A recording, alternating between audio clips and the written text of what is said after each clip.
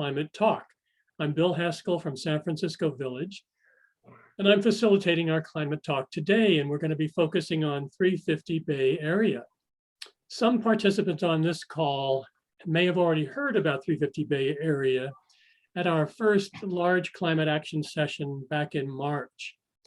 But because there was limited time then for interactions with the presenters, this talk will provide another opportunity for you to learn more and chat with our presenter. One of the people on our call today, Nancy Zinn, has volunteered to take, or agreed, I should say, agreed to take notes as our note taker and reporter. She'll take simple notes on the presentation that is shared about 350 Bay Area. She'll take notes on volunteer opportunities and any Q&A proposed by all of you or proposed by our presenter.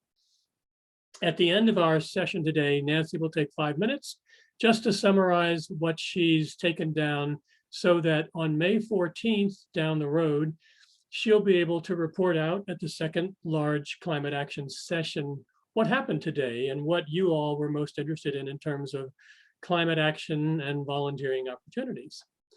Just a word about the agenda today. We're going to have a presentation for 10 minutes by our presenter on 350 Bay Area from roughly 11:10 to 11:20. Then we're going to have questions and answers about the organization from 11:20 to 11:30. Then volunteer roles at 350 Bay Area will be presented 11:30 to 11:40. Then there will be Q&A from 11:40 to 11:50 about volunteer opportunities and your chance to volunteer. And before we close, Nancy Zinn will summarize some highlights of what she's written down today so that she can report out later in May, and also to ask you for any additions or things that you might want to make sure that she has that she might not have written down. So are there any questions before we proceed? If there are no questions, what I'd like to do now is to introduce our presenter, Nan Farley. And Nan is the Operations Director for 350 Bay Area and 350 Bay Area Action. Welcome, Nan. Great, thank you, Bill. Thanks to everyone on the call today. This is so exciting to see all these potential new 350 Bay Area supporters, members, volunteers. So yeah, I guess I'll just get right into a little bit about 350 Bay Area. Like Bill said, we blocked the time so that I'll be explaining half the time, but the other half, I really want to hear from all of you. So keep those questions ready. I'm looking forward to, hearing your thoughts and ideas and questions. All right, so I'm just going to share my screen. I have a presentation for you to help guide us along all the work that we've got. All right. All right, so our tagline at 350 Bay Area is more climate action, less hot air. And you can tell we're all about taking tangible action, which I imagine is why you're all here today. So I think we're in the right place. So this is a little bit about 350 Bay Area. We're all over the Bay Area. We have local groups in the East Bay, Marin, Napa, San Francisco, and Sonoma. So I assume most of you are in the East Bay and San Francisco where we have local groups. So that's one way to plug in with our local area. But then we also have the bigger group, which is 350 Bay Area, where we all come together to make a really big impact and have a larger message and wider reach. We're a grassroots climate movement. We rely on everyday people to spread the word about climate. And our main goal is to eliminate carbon pollution. I think this is what differentiates us a little bit from other groups because all of our activities, which you'll see, are around eliminating carbon pollution. So we're really about bringing down that greenhouse gas effect. All in the aim of achieving a clean energy future with racial, economic, and environmental justice. So I'm sure you all feel this, that we are in a climate emergency. Many cities, almost like 40 now, I think, across California have declared a literal climate emergency. And this all has happened in the past year or two. So it's kind of, inspiring that our elected officials are really acknowledging climate emergencies. But where 350 Bay Area comes in is turning that into real action. Like, okay, we say it's a climate emergency, but now what? What are we going to do about it? And we work at that super local level. So it's like, if your city has declared a climate emergency, which it probably has, what are we going to do about it? And that's where we come in with those real local solutions. So this is kind of just like an overview of some of the bodies of work. We raise awareness, we demand action, we support younger folks, but I'm so glad to be working with all of you. We're a very intergenerational movement founded by a lot of retired folks, actually. So we've got a lot of retired folks on the team, and we do a lot of policy work, which I'm excited to tell you about. So I'm just going to go over our programs. Yeah, I think we have about like 7 or 8 programs. So the first kind of big body of work is fossil fuel resistance, like really preventing new fossil fuel infrastructure and having major direct actions, like you can see in this photo here. A big one that we recently did was opposing the gas station that is proposed in Novato. It's right by the wetlands, and they want to put in all these oil tanks. So it's like all this mushy land where it will inevitably leak into the wetlands. So we show up en masse to protest these types of things. And I'm excited for the reopening so that we can get back out there and hit the streets. Another big body of work that we do is legislative action, and our partner organization, 350 Bay Area Action, which is able to engage in political lobbying. So under that umbrella of work, we can directly endorse bills and climate champion elected officials. So we do a little bit of electoral accountability. We do a very intense bill vetting process to decide which bills will have kind of the biggest bang for climate buck, and how to get those passed and push those through. So if you're excited and with that work, there's a whole team working on that. Kind of those like more granular actual methods of changing, the climate is, clean energy infrastructure, cleaning up our air, and making sure we have clean and just transportation. So if you're excited in those kind of like renewable infrastructure areas, we have teams working on those that you could join. Oh, let's see if I can go. All right. Great. And then we have education, and we work with allies.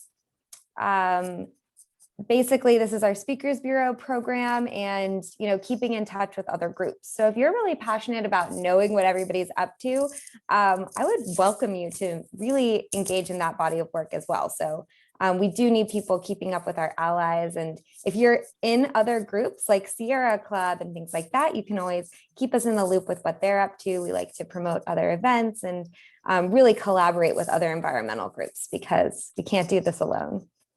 One of my slides didn't load, but it's the last program slide. It's about divestment and working with businesses. So we also do financial organizing in that realm. So really moving the money away from fossil fuel investments. And then we work with businesses to try to help them, promote green infrastructure. And that's actually a newer emerging body of work. So if you're interested in that more like finance business realm, have like a corporate background, that could be a really good fit for you.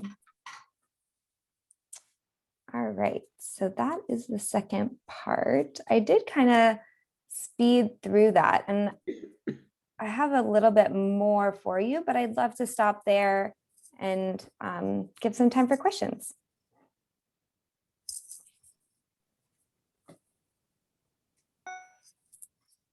Julie.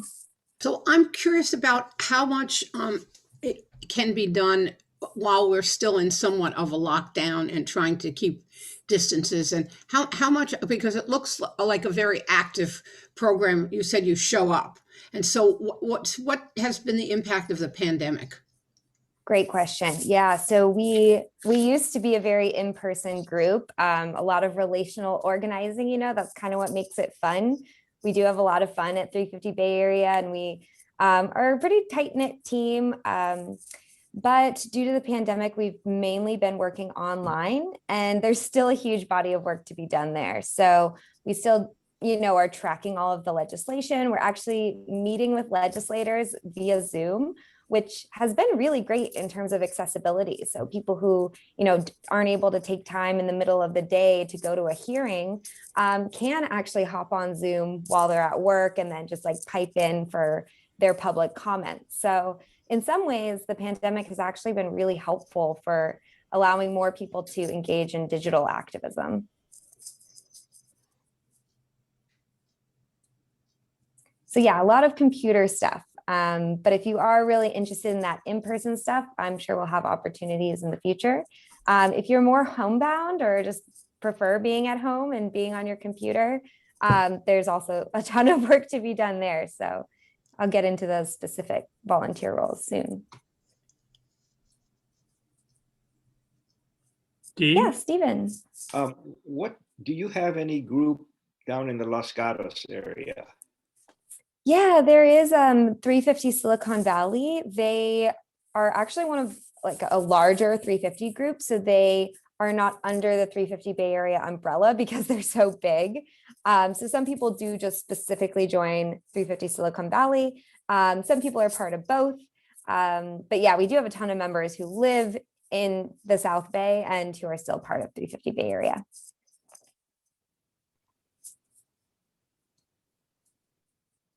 Arabella. You're on mute, Arabella. In relation to the question posed about working during the pandemic, I'm interested in research, doing research, and getting involved on the legislative side, seeing what they're up to, they are up to. So will we be discussing that later in more detail? Yes, definitely. I'm excited to hear that you're interested in research because a lot of what we do is researching. Okay. 350 Bay Area is really seen as an expert in this field, especially in the program areas that we work on. Our programs are led by some retired professionals in those fields. So for example, our transportation team is led by a retired transportation engineer in the Bay Area. Our legislative team is led by people who previously worked in Sacramento. So we do have that deep expertise. But then, all of these questions will pop up like, oh, we need somebody to research these different like regulations in Nevada, for example, like what is their like wetland policy or something like that. So having those people who are ready to jump on different research issues is very critical to our team. Okay. Thank you. Yeah, thank you. Cora? Yes, thank you. I was wondering, I have two questions. One is, can you just give us a short rundown of your strengths in terms of, your team, and also specifically about the San Francisco group? Yeah, gladly. So I think the strongest aspect of our work is really taking these complicated climate issues like clean energy policy in the Bay Area, particulate matter regulation so that we can have clean air in the Bay Area and beyond. So taking these really complicated issues that, you have to work with these different legislative and agency groups like the California Public Utilities Commission and the Bay Area Air Quality Management District. So we take these complicated issues working with government targets and really distill it down to some key talking points that everyday people need to know. So like how many, why we need clean air, what's the issue, who's in charge of regulating it, and what we can do about it, like come to this hearing and talk about the clean air issue. So that's kind of what we do, I would say, like at the macro level of strength. And then at the more micro level, it's like getting individuals to take action. So really taking those talking points and that education and turning it into something tangible that everyday people can do, like come to this event, speak up, make art and make a poster for this particular action. So we kind of provide all of that infrastructure for everyday people to show up. And then, sorry, did you ask about the legislative work? No, I asked the specifics of the San Francisco group. Oh, San Francisco, right. So yeah, that's one of our local groups. They have their own newsletter and they really focus on San Francisco based issues. So I know one big issue in San Francisco, a lot of cities have created this new law that you can't build any new infrastructure with natural gas, which is great. So now we're going all electric on new construction, but for San Francisco, one big issue we face is building decarbonization for previous infrastructure. So how do we make all of the old buildings in San Francisco go all electric, which is a totally different beast.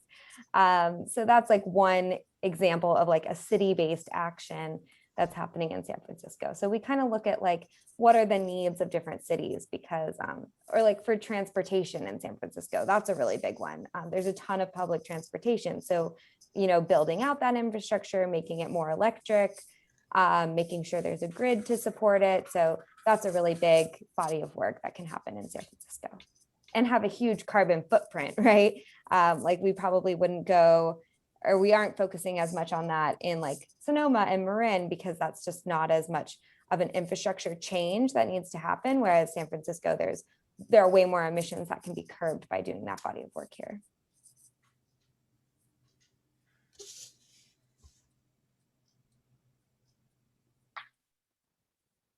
Julie? I have kind of a weird question, but I think you mentioned that you support young people in their efforts, which I think is fantastic. And also you mentioned the intergenerational aspect, but I'm wondering, ageism is certainly an issue. And I just speak for myself, but there certainly have been times when I've been in a group where there have been more young people. And I think older people sometimes tend to be invisible. And I'm just wondering, what's your strategy for integrating us into your organization? It's actually funny. We kind of have the opposite problem at 350 Bay Area, where our older folks founded the group. So we are a lot more older folks on the team.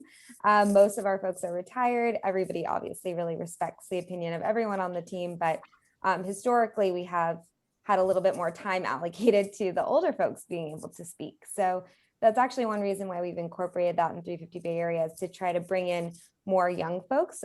We have a youth-led mobilizing team, which is kind of our container for the young folks. So we have a youth-specific team. And most of all of those other programs that I showed you are actually, average age range. I would say our average age at our organization is like 60 plus. So yeah, you'll definitely find camaraderie with older folks on the team. And we did just do a training about like really respecting everybody's point of view. And I haven't seen that be a problem for anybody on the team, fortunately. Nan, you talked earlier about racial, economic, and climate justice. Was that your phrase? Yeah, it's racial, economic, and environmental, but yeah. Yeah, okay. Could you talk a little bit more about the climate justice aspect of your work? Yeah, gladly. We actually do have some trainings. We're right now revamping our volunteer onboarding so that everybody who joins our team will really have this foundational understanding of the intersectionality of climate with all of these other societal issues, right? I think we feel this very deeply, but the data has also shown that communities of color are disproportionately impacted by the effects of climate change, starting with where we extract oil and gas, being in lower income communities and therefore polluting those communities from the second they come out of the ground and then affecting them all the way down the supply chain. So we really understand that as organizers and doing this work, especially as we protest different fossil fuel infrastructure sites. Sorry, that's my cat. So yeah, that's how that kind of plays a role in terms of like how we organize and stay grounded in the work. Did that answer your question? Yeah, it gives me a perspective. Yes. Great. Yeah, so I look forward to sharing more of those trainings with all of you. If some of this is newer information, I know we just continue to see more and more how these things are so interrelated. I mean, all of these issues, people come to us. Oh, sorry. Go ahead.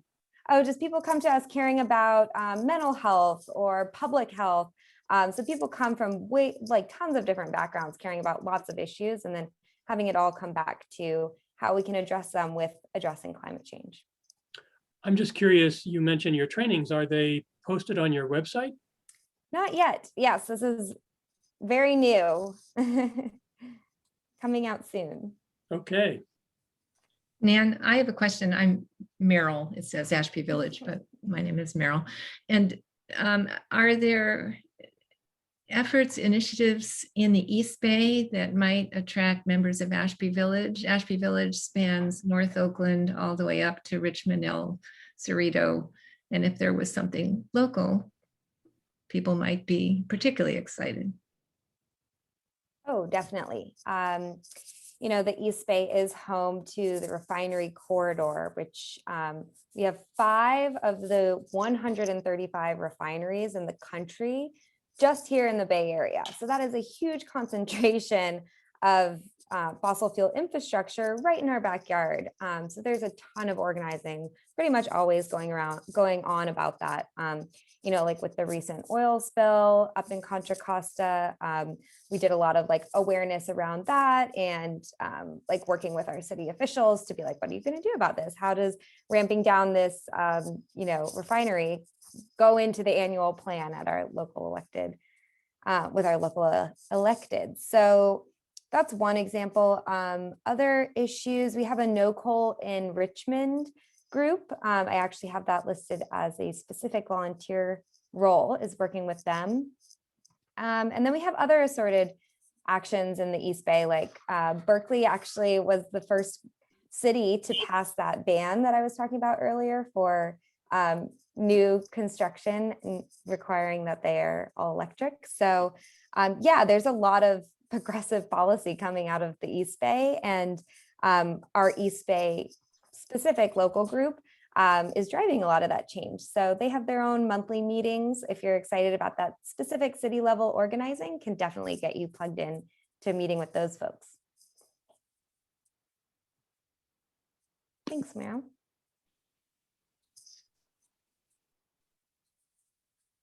Any other questions about like how we do what we do or why we focus on things, what we're focusing on? Do we feel on the same page about that?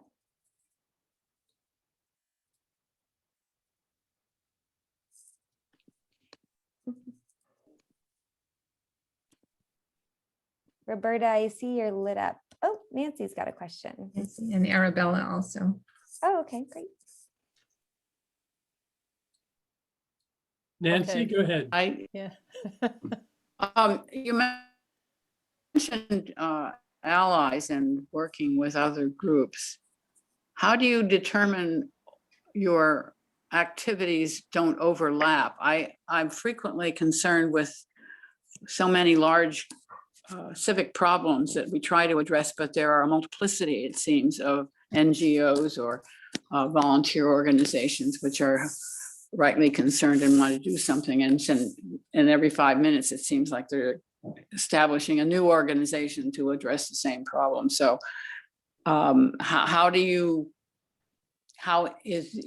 different in the sense, you have mentioned that you focus on policy. Yeah, I think so. Any endeavor that we decide to focus on, we'll definitely look at who else is doing that work in the area and how we can partner with them or provide expertise or even just mobilization or energy. So for example, like No Coal in Richmond, if they say, we want to have this big event, we'll come in as allies and support them in making that event happen. You know, we'll help them get any permits that they need, and we'll spread the word to our tens of thousands of supporters. So I think that's where our allyship really comes in handy, is really getting the word out there to a much bigger base than what any one group can do. So in some instances, it's actually really great when multiple groups are working on the same issue, because it reaches a much broader array of people. So if you have like a wetland group and then like a fossil fuel protesting group like us, coming together, for example, in Marin to stop that proposed gas station, we're reaching a way broader audience of people who care about similar issues, but really showing how they're all interconnected to these a little bit different missions. But yes, it's always really helpful to have somebody in the room asking that question, like, who else is working on this and how can we work with them, or who else might be interested in working on this with us? So I know we had Arabella, and then I see Leonard, and then I'd love to dig into a little bit more specifics on volunteers. Yeah, so just going back to the question about what can we do in lockdown, or during the pandemic still, in terms of mobilizing or some of the other things. I mean, research, yeah, that works, but how are you dealing with the needs to mobilize and some of the other actions that you need to be taking or want to be taking? Yeah.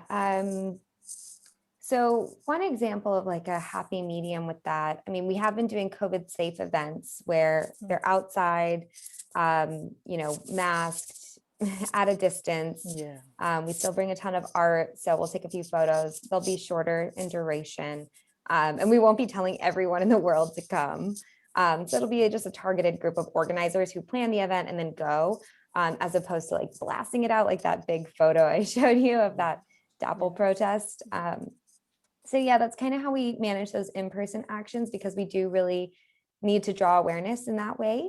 But we also have been doing these cool things called power hours, and I'll invite you all to that next power hour on April 17th, actually, where we tee up a bunch of digital actions that are really important at the moment, such as petitions, and even more importantly, calling representatives and leaving messages about specific environmental issues. So we curate that list of actions. I know people get those emails all the time, like sign this, call this person. And sometimes people do them one-off. We don't get as much engagement as we'd like sometimes on those. And I know some people kind of get inundated if you are signed up for a lot of those. So we create this online space where we can all take action together, and we play music and we do introductions and we make it really fun and personable. So I think that's actually a tactic we're going to continue doing way after the pandemic, because there are a lot of digital and impactful actions that we can still take. Great. Sounds good. All right, Leonard? Unmute, that's right. I have two questions. One is about monitoring. How do we find out, how do we know, is there any way we are monitoring our progress in the Bay Area? And is there any sense of what progress would mean? Do we have any measures for our monitoring? Is there any capacity there? Are we building it? And the second question is, what about the capacity and the readiness to respond to those impacted by climate change and global warming? Do we have any sense of the overall capacity and the strategies and the relationships between the agencies that are necessary to respond? Is there any overall oversight to that? Great questions. Definitely things that we should be looking at, because those fall under our mission. So for the first one about monitoring, that is definitely in our wheelhouse and something that we do, more so with specific agencies and specific issues. So we'll kind of pick an issue and work really deeply on that issue with that organization. So for example, we've been working with the Bay Area Air Quality Management District for just the air district for the past 3+ years. And so we've said, okay, we want to hit like, carbon neutral by 2050, or we want, air quality to be at this certain level of cleanliness within the next 10 years, right? So these laws will get passed about the targets that we need to meet. But then it's up to these local regulatory agencies to implement that. And sometimes they're like understaffed, sometimes they aren't really looking at what are those targets. So that's where we come in with our expertise and our researchers. And we look at, okay, if this is the goal in the next 10 years, what do we need to do in the next 6 months, 1 year, 5 years? So we have created, in some cases, that like very detailed 10-year plan of the specific targets we need to meet for clean energy, regulating particulate matter, ramping down fossil fuels. So we have come up with like, I don't know, 100, 200 step plans for different agencies on how to do these different things. And then in terms of monitoring, it's like, then we have to work with them to adopt that. And and then we track how they do, and we follow up with them like, hey, we noticed you haven't met this target. What can we do to support you to get there? And in some cases, the most supportive thing we can do is get tens of thousands of people out in the streets protesting about it, like really calling attention to the dire need of this situation. And then in terms of capacity and readiness to respond to like climate catastrophe, especially in the Bay Area, that's not something we're looking at right now. I think our theory of change in a way is like mitigating as much of those issues as quickly as possible right now. However, there are groups that do more like community resiliency, like creating microgrids and like community hubs. I'm sure that different like actual governmental agencies are coming up with different plans, but we haven't been tracking that as deeply as we have been doing this carbon emission regulation work. Thank you. Thanks. All right. Well, I would love... Judith Coates had a question, and I know you need to move on, but she was in line. Oh, okay. Let's hear it. Judith? Is she? Oh, I there. just wanted to ask quickly about the name of the organization, which I believe refers to parts per million of carbon, and where are we on that? You got it, Judith. 350 is the safe parts per million of CO2 that scientists have said we can have in our atmosphere. As of today, we are way above that at 412 parts per million, which, that actually isn't that bad, although it's quite far above. It's not that bad that we're that far above the safe amount. It's that the trend keeps going up. So that's kind of where we're at with our work, is to reverse that trend and just start getting us back down to 350. And honestly, that's like a little bit high anyway. So even below that would be much better. So we're really trying to reverse that trend. Have you gotten much pushback on the drive to be all electric after what happened in Texas? I'm not sure. I'd have to check in with our electricity folks. Interesting question. I'll follow up with you. All right. So I've only got one slide for this. So again, we'll love to leave time to hear from all of you. Which of these sound interesting? Just going to leave this up for you to look over. So the first one really is consider joining one of the programs that I talked about, or a local group. And then if that still feels too vague for you, if you're like, I want to do a specific thing right now, I have all of these specific things listed that you could do. You could start working on today. So here on this slide, I've got my email. I'll drop that in the chat. So if any of these excite you, feel free to come off mute and let me know what you think.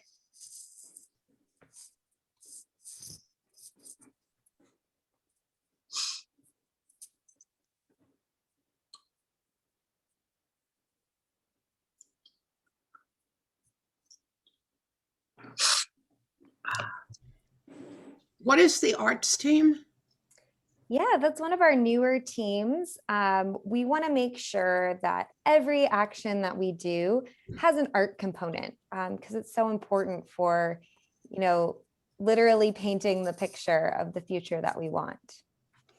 So that could be a lot of different things. If you're a painter or a graphic designer, if you just want to show up with poster board and sticks, any of those things could be on the arts team. If you want to stay at home and you want to come up with slogans that we could put on our posters and just send those off to the team for inspiration. There's a lot of different roles you could do with that. What's material preparation? Yeah, so sometimes we get different materials. Like sometimes for example, we just created an event and we mailed out some postcards. So if you are good at sticking labels on things, once a month, once every few months, takes a few hours. It's really not too hard. Yeah, it's a nice tactile action that takes a few hours every few months. What is legislative administration? That is working. Yeah, so that's under the 350 Bay Area Action Team that does that political organizing work. So our legislative team needs a little help being organized. So if you're an organized person, I'd love to introduce you to them and you could talk more about what that would entail.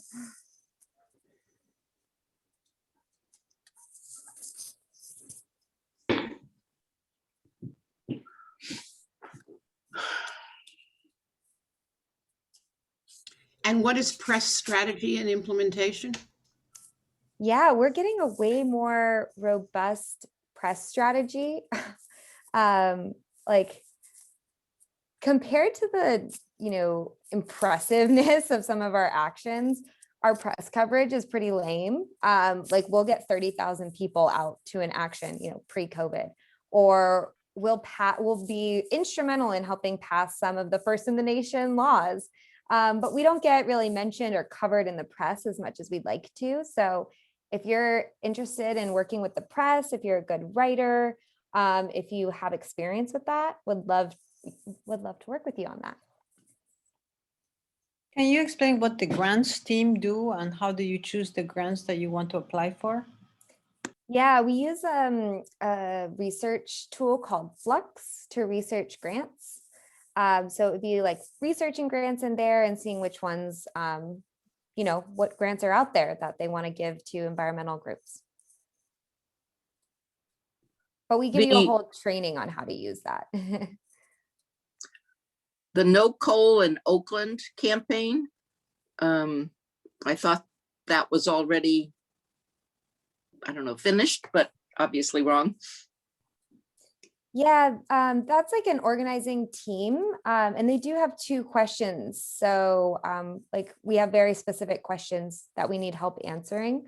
So if anybody's a researcher and has like a few hours over the next week or 2, I'd love to email you those specific questions.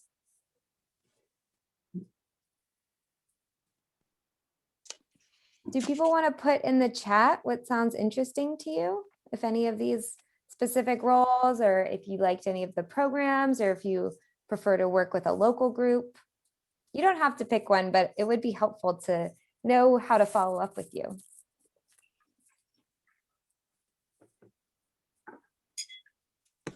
Can you show your email again? Oh, yeah. This is my email, just nanf@350bayarea.org.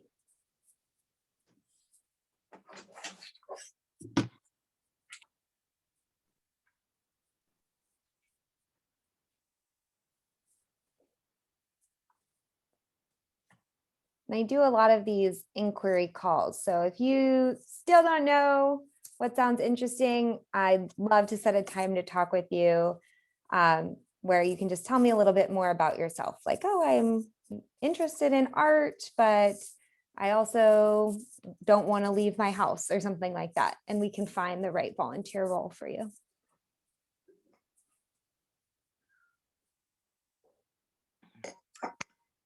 Meow.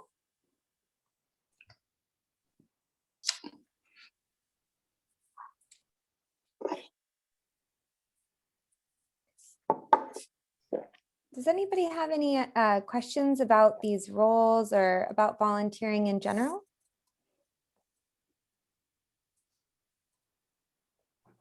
I have a specific question on the grants team. Do you, can you tell me what kind of a time commitment it implies and stuff like that? Yeah, that's a great question. For all of these roles, the time commitment is what you can offer. So pretty much everyone aside from me and our 3 other staff members on our team is about 50 people, and all of those people are volunteers. So everyone you're working with knows what it's like to be a volunteer, and some weeks you have 5 hours, some weeks you have 1 hour or no hours. So we're really flexible and we can work with your schedule. You just let us know what you're up for that week or month. So the grants team, again, it could be really flexible. Generally between 1 to 2 hours would be ideal, or all the way up to 5 to 10. But yeah, up to you. We have a 30-minute meeting every week about grants. So yeah, being able to come to those meetings and then maybe spend an hour or 2 of research every week would be great. But those are just suggestions. Sorry, I didn't get it. That is your organization an all volunteers organization? Pretty much, yeah. And all of the staff are really just volunteer support. So we're here to make sure that you're having a great work experience and contributing the way you want to and having an impact. So do you have any paid staff? Yeah, I'm one of the few paid staff. There are 4 of us. Nan, Mhm. can you tell us when 350 came into existence, and also perhaps brag about some things that you think you've accomplished? Sure thing, Toby.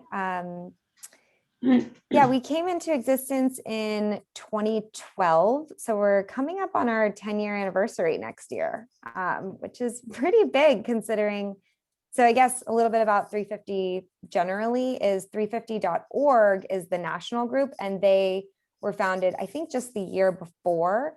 And they created this very well-known brand and then opened it up to say anyone who wants to create a separate nonprofit that's local, do so. So people in the Bay Area were like, yeah, we want to have our own 350 nonprofit here in the Bay Area. So that's how that came about. It was a bunch of retired folks who all kind of came together, a lot of grandparents concerned about climate. And since then has grown into this like very diverse, multi-generational organization with 4 staff and 50 core volunteers and another 100 or 200 volunteers who will do a few things every month. So yeah, the growth has just been really impressive to see over my short 3 years with the organization. And a few impressive things that we've done over the year. I mean, the Bay Area is aiming to be an example of what reacting to climate change could look like in a really positive way. A lot of climate legislation that even California has adopted has come out of the Bay Area. So we're not only leading with climate legislation here, but we're bringing it to the entire state. And in some instances, policy then gets adopted across the US. So yeah, a lot of the real change is coming from the Bay Area. Specifically how 350 Bay Area contributes to that. Like I said, we have that deep expertise. So we're really seen as knowledgeable voices in the field, especially in terms of clean energy, clean air, and specific legislation. Trying to think of like other specific things, like in terms of our fossil fuel resistance work, which I was telling you is a big piece of it, right? Literally preventing new infrastructure and ramping down from that. We were part of the group that helped shut down the Richmond refinery last year. We were part of the group that helped put that Berkeley gas ban in last year. We had a bunch of big things last year. SF, the city of San Francisco owned like a oil land, and we helped them like sell that as like this plot of land in Kern County where there's a ton of oil drilling. So we tracked that. Yeah, Toby, I'll send you our accomplishment list to dig in deeper with some of those, but that's just a few highlights. Can I be I'm sorry, if I used to be the president of an NGO that promotes solar cooking. Oh, And cool. we were all volunteer organizations, and having worked 30 years in a big development bank, I've been like on both sides of, you know, the really big international and the really small volunteer. So I'm kind of interested in institutionally, you know, you're part of 4 paid staff. What do the other 4 do, and what's your budget? Sure. I think this should be our last question. I want to be respectful of our wrap up from Nancy. But yeah, just a little bit more about our organization. I'm the operations director, kind of in charge of keeping everything running. Then we have our executive director who really identifies new ventures and keeps our programs coordinated and really, you know, fine tunes our strategy. We have a youth mobilizer, our youth climate organizer, who is specifically in charge of helping get youth plugged into the team, since that's been a historical issue for us, and or growing opportunity. And then we've also got a policy analyst who works with the Air District to get some of those very in-depth plans passed that we were talking about. Oh, and our budget is somewhere around, I think it's like around our ideal operational budget. Like if we were operating at the full capacity that we like could or would want to, would be around 500,000. And yet we are doing that with only the funding of 350,000. So. Okay, thank you very much, Nan. We're going to close questions now, and I'm going to turn it over to Nancy Zinn, our reporter, to give us some of the highlights that she wants to report out on the next large group session on May the 14th. And if there's anything that you all want to add that Nancy might not have picked up on in terms of highlights, just let her know. So Nancy, do you have any thoughts you'd like to share about what you heard today from Nan and the Q&A? Well, I think after we heard about the focus of the organization on eliminating carbon pollution and working as a grassroots organization, there were quite a few questions about how people could get involved, how they could get involved in specific areas, for example, in San Francisco or Oakland or the East Bay. There was interest in doing research into these policies that they hope will result in legislation, and focusing on getting information derived by this research out to people in the Bay Area. One concern was definitely on working to enlarge press notification so that the work of the organization gets better coverage when they are doing public activities. There was questions about the age range of the group, and we learned that the group founded in 2012 by retired people. So ageism is not a concern in the sense that this was founded by people who were able and willing to do something about it. And they, as a result, are trying to encourage the youth to get involved with these questions.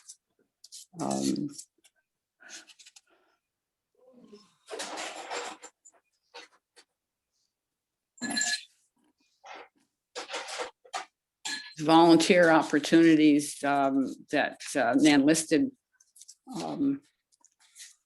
seem to have something for most people. And they include legislative research, volunteering, doing digital activities, because during the COVID period, the ability to get together, of course, is so limited.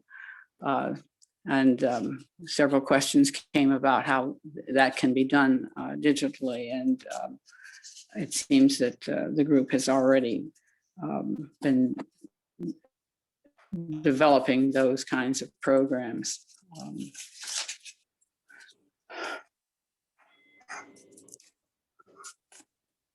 I guess that's about the highlights that I Okay. have, and I'm happy to take down anything that I've missed. I do have many more notes, but Does anybody have something they'd like to add that would be added to Nancy's thoughts about what happened today? And we're going to go to Julie.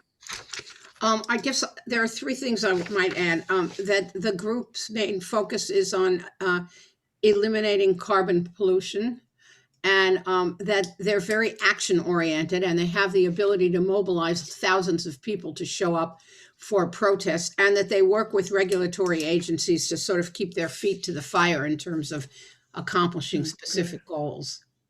Great. thank you. We're closing in on the end of this hour. Does anybody have any other question before we conclude the morning? Oh, Steve, Hayashi. Wanted to know, what are you working with PG&E, and what are you doing with PG&E? That's a great question, Steve. You know, the extent to which we worked with them is pretty low. We've done a lot of education around their role in climate catastrophe and, you know, a few direct action campaigns promoting more clean energy. But if you're excited about researching that and coming up with some action plans, like, would love to have you on the team as a PG&E action planner or researcher. Great. Thank you. Any other questions before we close? Okay, I'd like to thank you, Nan, for an excellent presentation and I think a great informative discussion with everybody about the volunteer opportunities that exist at 350 Bay Area. Lots of choices for all of us to consider.